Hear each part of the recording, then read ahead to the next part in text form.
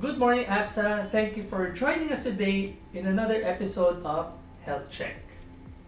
So, in today's episode, we will be talking about the top-notch benefits of our Global Health Access service. This is your host, Mark Inares from DLND.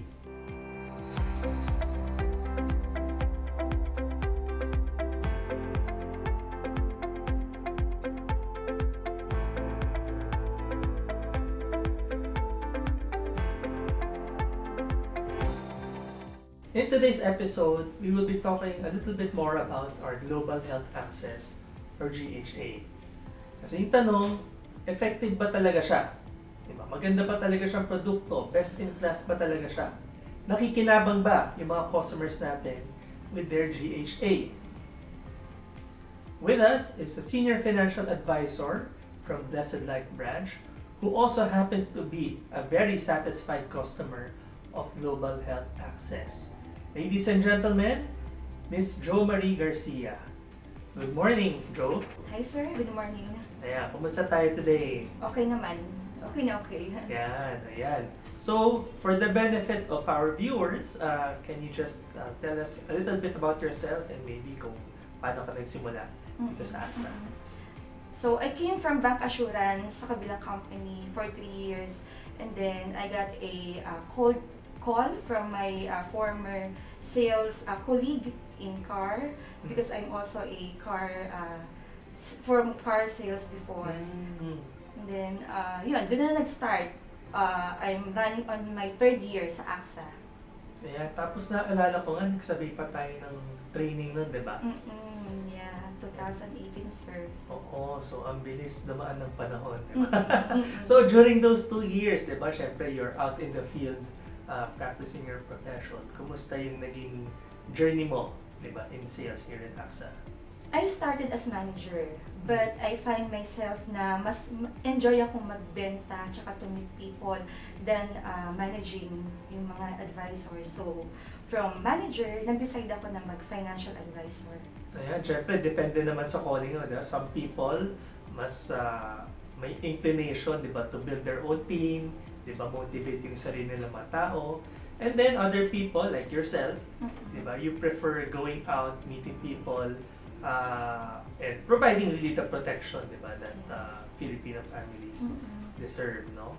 And pag lumalabas ka, Jo, on the field, when you talk to your customers, when you talk to your clients, ano ba yung usual na hinahanap nila na solution? Or kumbaga meron pa silang need na gusto mong i-fulfill? Actually, depende sir kung ano yung kalalabasan ng FNA namin. So FNA pa rin talaga yung Yes, pinanggagalingan. Alright, so based on the FNA, ano yung mga iba-ibang needs na lumalabas for for your customers? Most of my benta are protection. Protection talaga. Health Max, GHA, life insurance. Very konti lang yung aking mga single pay products. Okay. So depende rin naman talaga, di ba? Again, the flow of discussion, it would really depend on the customer, di ba? And yes, di ba, hindi lang tayo confined sa mga investment/insurance solutions, but di ba, AXA nga, we pride ourselves in having best-in-class health products, no? So Jo, within the suite of health products, may umaangat ba na solution pagdating sa mga clients mo? Or again, it depends ba? Well, I have 15 clients of GHA so far. So, kung bibilangin, GHA yung mostly na na clients ko. So Jo, you mentioned nga na GHA yung pinaka-umaangat, di ba, amongst our health solutions when it comes to your customers, di ba? So, tanongin ko na rin, di ba, ano ba yung nagugustuhan mo, di ba, with our Global Health Access product at siya yung ka nare-recommend mo for them? Actually, nag-start siguro siya yung 2017 na yung namatay yung mom ko. So, parang pinaprioritize ko talaga yung health. Kasi ang na-realize ko doon, even when she passed away, meron siyang naiwang wealth. Pero, hindi din namin siya, kumbaga, nagamit. Kasi wala siyang insurance for health and even life.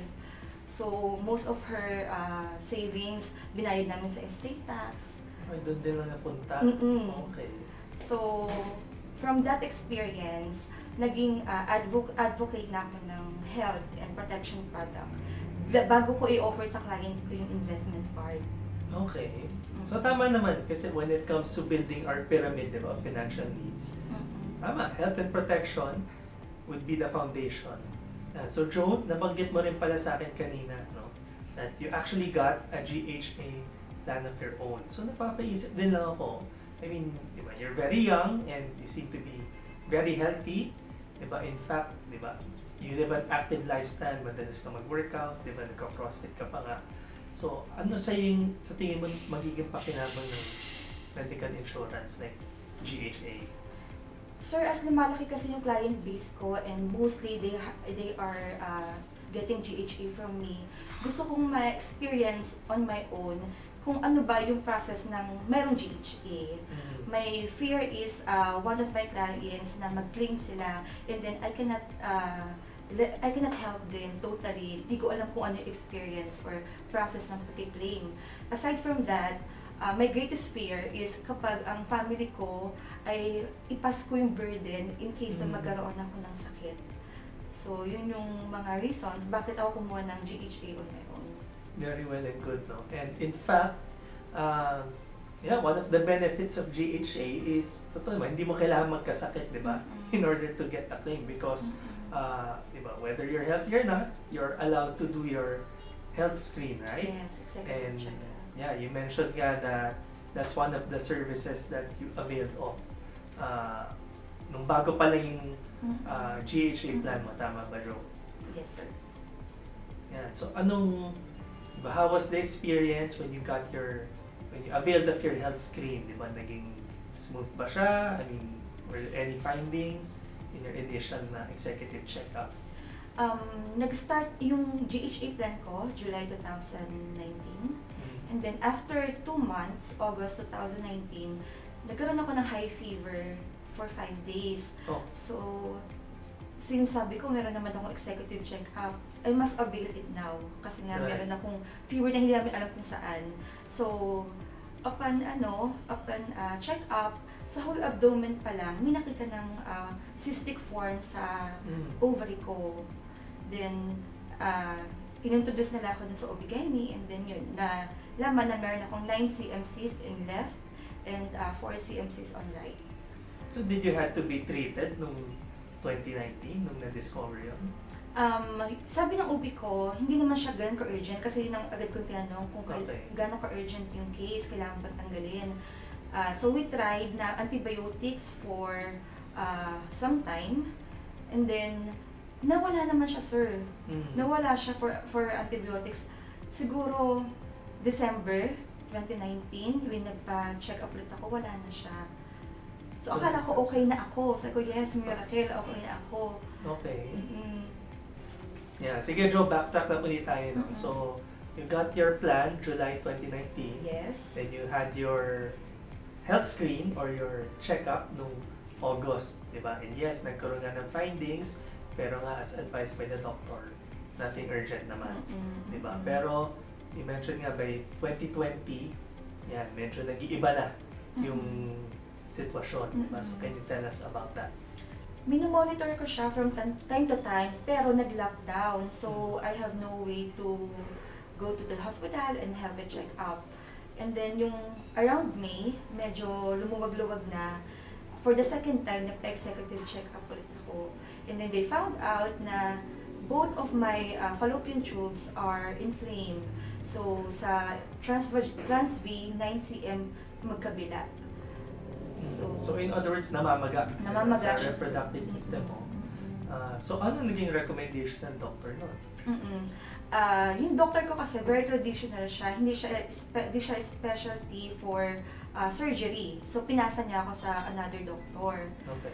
At first, they give me the options, traditional, yung parang CS, and then secondly, laparoscopy. Hinintay ko pa rin siya, sir, kasi parang hindi pa ako handa magpa-opera. So, inisip ko, baka kaya ko ulit gamutin, katulad ng dating nangyari sa akin, baka biglang mawala. Kasi nga sabi mo, CS or laparos, definitely surgery yon and would be invasive. So, Joe, by CS, you mean cesarean section. So, parang nanganak ka. Yeah. So, hihiwain talaga yung tiyan ko and then very traditional siya, tatahiin.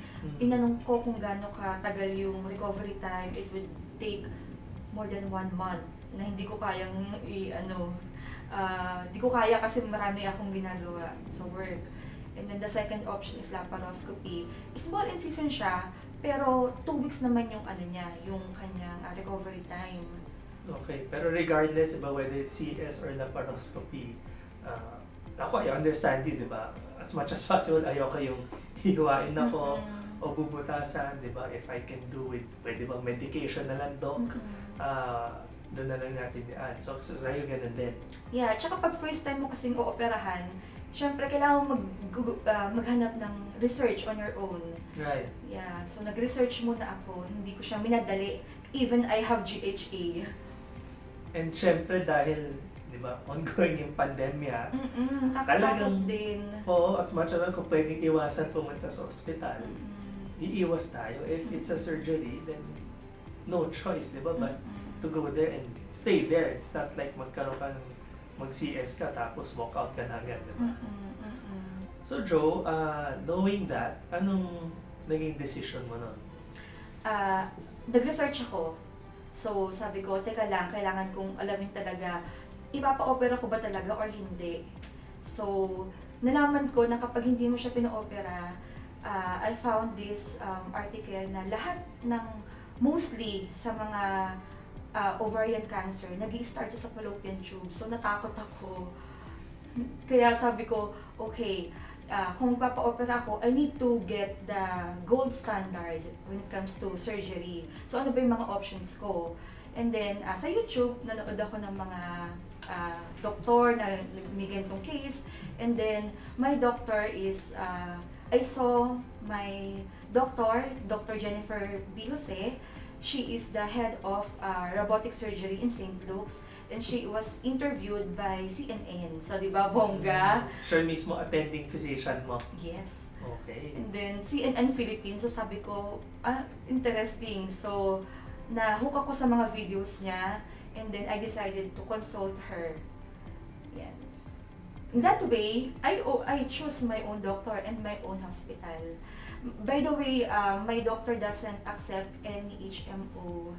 So, siyempre, if she's the best of the best, and mukhang advanced pa nga yung field niya, di ba? Robotic surgery.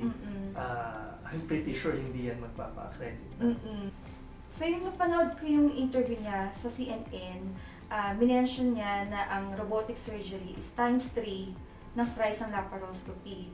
And, yun nga, hindi siya sumatanggap ng any HMO affiliation. So that means wala siyang, may sarili siyang cap in terms of yung PF or yung professional fee na i-charge niya, no? Correct. Considering laparoscopy, not just but robotic surgery, parang highly specialized yun. Right? Pero hindi naman ako na-bother dun kasi as AXA distributor, alam ko na si AXA can pay her directly. So we are not, GHA is not a HMO. So we are a medical insurance. So I decided to visit her and dinala ko lahat ng ng lab ko. So Joe, knowing that you have GHA and despite your situation na baka mataas yung babayarin, how did you feel? For me, parang hindi naman ako na problema. Ang first concern ko lang is kung ma-approve ni GHA yung case ko. Yeah. So Joe, you mentioned nga that they don't accept HMO, no? So how did they respond nung idalaan natin sa Global Health Access yung payment for the treatment and the PF? Confident naman ako, sir, kasi alam ko sa GHA, kapag may pre-approval tayo, we can go na cashless. So, parang sabi ko sa loob-loob ko dun sa secretary, I will not go to reimbursement process. Oo, ano din yun. Problema din, maglalabas ka pa ng pera kahit pa paano. Diba? Yung secretary, medyo hindi siya familiar sa GHA, but when I talk to the doctor, I think meron siyang idea. Because hindi niya tinanong about sa medical insurance ko. She focused on my case. Okay. So Joe, punta na tayo dun sa approval process, no? So, how did you decide na dapat ba mag-reimburse ako o magka-cashless? Ano yung naging procedure for you to be able to apply dun sa sa treatment, sa operation na kailangan gawin sa'yo? Tinanong ko muna sa claims department kung ano yung mga requirements. And then, yung nakita ko, yung doctor ko na yung nag-ayos for me. Because my doctor, mostly of the requirements is the diagnosis of the doctor, current doctor, and then yung mga current lab test, mga recent lab test ko. Kasi upon emailing the claims department, nag-undergo din ako ng different tests as well. Okay. So, naging successful naman and natupad ba yung via cashless yung pagkana natin? I emailed them all the lab results, Right. yung from the time na nag-start, August 2019. Mhm. And then after 3 days, naka-receive na agad ako ng approval from claims department. Super bilis lang, tsaka email lang. Hindi, actually wala pa nga tumatawag sa akin eh. Email lang talaga yung namin. Diretso approval Oo. na. So, ano naging pakiramdam mo nung natanggap mo yung email na yun? Sobrang saya. Parang nabulutan ako ng tinik. The only challenge is my plan has 100,000 deductible. So I said, okay, na-relief na ako sa GHA. My second problem is the 100,000 deductible that I thought makukuha ko dun sa HMO ko. So, Joe, you mentioned na may HMO ka, pero hindi ka nakapag-claim. Yes, unfortunately. So, paano siya how is that possible?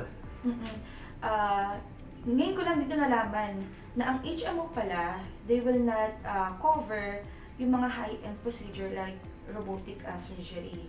So they have inner limits. Yun yung nabasa ko sa email nila. They will cover 5,000 out of my 100,000 coverage from them. And then they asked me to go back from the start. They advised me to find accredited doctor and hospital na affiliated sa kanila. Sabi ko, babalik pa ako sa umpisa. So nai-stress na naman ako. Nako, back to square one nga naman. And di ba, nasabi na talaga ng doctor mo, who seems to be one of the best, na hindi talaga siya nagpapa-accredit. Yes. Right? Even reimbursement, sir, they will not accommodate. Even 50% reimbursement sa nagastos sa ospital, they will not cover. Yan. So, Joe, dahil gastusin na yung pinag-uusapan natin, no? So, at the time na nakuha na yung approval letter mo, di ba, may idea ka na ba o binigyan ka na ba ng estimate kung magkano yung magiging cost for the operation? First estimate is 750,000 total. Yeah. Hindi, medyo malaki-laki amount din yan, no? Sabi ko nga kung kung wala akong HMO or wala akong GHA, hindi ko alam kung saan ko kukunin yung ganong kalaking halaga. Right. So, you mentioned, around 700,000, di ba? And magkano yung total na inabot after everything? Final bill is 860,000. Around 860. Ooh! Napapakompute din ako kung mabigat din yun, di ba? Siyempre, kahit sino mahihirapan sa 860. But out of that 860, how much did you pay out of your own pocket? The 100,000 deductible only. So sure yan. So outside of the 100,000 na deductible, and syempre, yun naman talaga yung kinuha mo na plan, no? So you paid for that out of pocket 100,000, but everything else around that mga 760,000 sinagot ni GHA. Yes. Yeah. So in terms of the ginawa mo cashless, di ba? Yes, cashless. Kasi I get pre-approval. And then si GHA, liaison officer, they directly communicate with the St. Luke's. So when I get there, it seems like they are expecting me. So meaning hindi in terms of kahit yung mga legwork, yung mga papeles, hindi ka na masyadong na problema doon because of our liaison officers. At first, punta muna ako dun sa kanilang accepting, and then pinaakyat na agad ako sa room. Kinuha lang yung mga approval papers ko. Okay. So, ganun ka, ano? So, that means, talagang nakafocus ka on the treatment and on getting well, on recovery. Tama ba? Yes. Alright.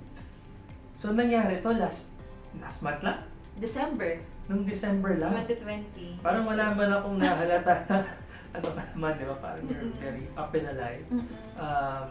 Well, you mentioned nga, robotic siya, no? So, in terms of recovery, mas mabilis. 3 days. 3 days lang? 3 days lang, sir. O, nakapagtrabaho na ako. Wow. Yeah. So, that's... Client call na ako. Very advanced. So, yun yung advantage talaga on getting the best treatment possible, getting the best doctor possible, meaning hindi ka confined sa kung sino yung nasa network o hindi. So that's really peace of mind, very smooth operation, very quick recovery, and halos hindi ka So, compare natin, di ba? Siyempre, ang nilabas na pera for that operation was around 760.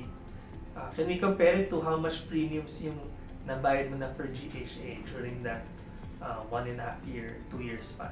My semi-annual premium is 18,000. So, I'm 1.5 year pa lang ako nagbabayad. So, around 64 pa lang yung total premiums na nababayad mo. And siguro naman, di ba, lahat ng viewers natin would believe na bawing-bawi. Diba? Yes, sir. Talagang sulit po. So, syempre naka-claim ka na. So, ibig sabihin ba, tapos na yung plan mo with Global Health Access or active pa rin yung plan mo? So, in case something happens again in the future, mako-cover ka ulit. I don't have any plans na itigil siya. Especially sa naranasan ko, napaka-importante ng meron kang magandang at credible na medical insurance. So, can you walk us through kung ano na yung nangyari na events, no? From the time na nagpa-schedule ka, from the time na pinleft ka, up until the time na natapos yung yung operation, yung na-discharge ka. Bali, December 20, nagpunta kami sa Hospital St. Luke's ng 10 a.m. And then binigay ko lang yung letter doon sa accepting area. Then pinakit na agad kami doon sa room. Yung kasama ko is yung sister ko na 16 years old. So upon entering the room, nagulat ako, sobrang laki ng room for 2 people. May sofa bed, may lazy boy, may 2 comfortable na chair. So sabi ko, ang laki naman nito. And then, I asked the price, it's 7,100. Ang limit natin sa GHA is 7,500, so excess pa ako ng 400. Ang naramdaman ko nga din is parang hindi ako mau-hospital. Para ako naka-check-in sa hotel. Yung mga nurse, labas-pasok sila. Ang sabi ko nga sa kapatid ko, feeling ko kahit ako lang mag-isa, feeling ko kakayanin ko. Kasi yung mga nurse and doctors, hindi nila ako tinatantanan to check me. Halos wala nang masyadong ginawa yung sister ko to assist me. Baka yung sister mo nandun din kasi nag-enjoy din siya dun sa sa parang accommodation na nga yung nangyari, no? Yung bed is very high-tech. Isang press lang, tataas, bababa, mag-i-incline, mag-i-decline. And then if I need the service of nurse, maybe pinutin lang akong button dito sa tabi ng bed ko. And then may speakerphone. So, sobrang ilang minutes lang darating sila pag may kailangan ka. Okay. And then, the day na operation ko, first day, ang operation ko is 4 p.m. Pinaligo nila ako, tapos hospital gown nila ako. And then, kasi naka-fasting ako, sir, bawal akong uminom tsaka ng tubig tsaka kumain. Okay. So, di nila ako pinapatayo para doon hindi ako mapagod. Oo, syempre. Yung na-hospital kasi yung mother ko, stress kami. Tapos sobrang gulo, parang hindi ka gagaling. And then, ward type lang. Okay. So parang sobrang amazed ako sa experience na-experience ko sa St. Luke's and with GHA. Upon my operation, pinahiga lang nila ako sa bed, tapos dinala nila buong bed ko papunta dun sa operating room. Wala na kahirap-hirap. Hindi ka na, kahit yung ganong klase yung paglipat sa OR. Hindi. Ayaw nila patayuin. Sabi ko, okay. So, bago sa experience, pagdating naman doon sa operating room, syempre na-amaze ako, may malaking robot. Tapos yung doktor, doon lang siya sa control niya, far from me. So sabi ko, okay, kinakabahan ako, pero I think hindi naman ako pabayaan ng mga tao doon sa hospital. So, yung after my operation, ginising nila ako. May naramdaman akong pain, pero saglit lang kasi nilagyan agad nila ako ng pain reliever. Mga 3 hours ako sa recovery room and they went me back doon sa aking room. After that, pinatulog lang nila ako. So parang napaka-pleasant ng experience mo pala. Di ba? Parang walang kahirap-hirap. Seems very comfortable. Di ba? And when you went through the whole thing, di ba? Anong naging pakiramdam mo knowing na wala kang pinoproblema in terms of yung cost? Yun nga yung worry ko eh. Akala ko, the second day, uuwi na kami. Pero hindi pa kasi they want to be sure na okay na talaga ako. So, I spent 3 days doon sa hospital na hindi ako nag-worry kung ano na yung running bill ko. Actually, one of the nurses asked me, "You want to check your running bill, ma'am?" Sabi ko, it's fine, pero hindi ako nag-worry kung magkano na. Kasi nga, approve ako ng GHA. Wow. So from the moment nga na inopera ka up until discharge, wala nothing to worry about.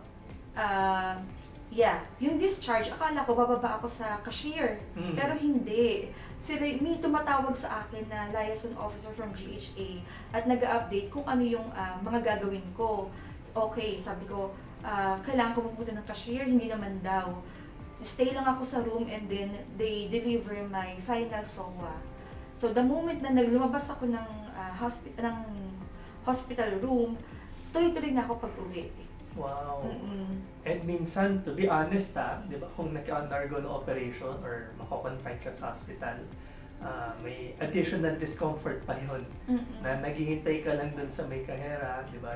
You wait for your turn, check pa nila if everything's cleared. Di ba? Meaning, at least in your case, di ba? Nakahiga ka lang, di ba? In the comfort of your private room, up until such time na talagang pwede ka nang bumaba at umalis na ospital. Right?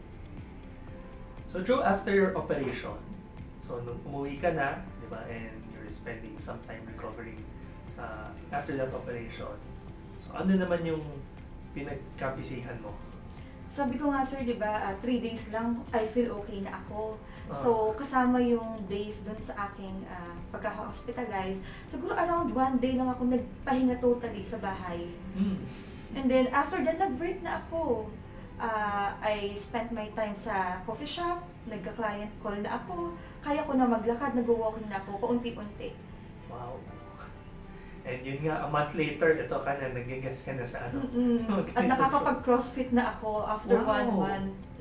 Talaga? Binigyan ako ng, pinayagan ako ng doktor ko na mag-crossfit. So may go signal ka na. And syempre, tayo, lalo na ngayong pandemic, mahirap yung sedentary lang tayo, nakahiga lang.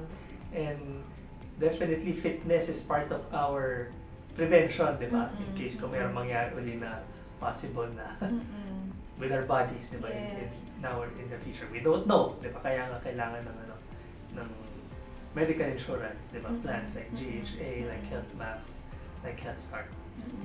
O Joe, ngayong tapos ka na sa operasyon, di ba? You're up and about, nakakaikot ka na. Kumusta na yung negosyo mo? Napakalaking tulong sir yung nangyari na dinocument ko yung pagkaka-hospital ko. I posted it in Facebook and then nagulat ako, nag-trending siya, 403 shares. Wow! Yeah. And then nagugulat din ako na I receive inquiries from GHA, from clients, from relatives.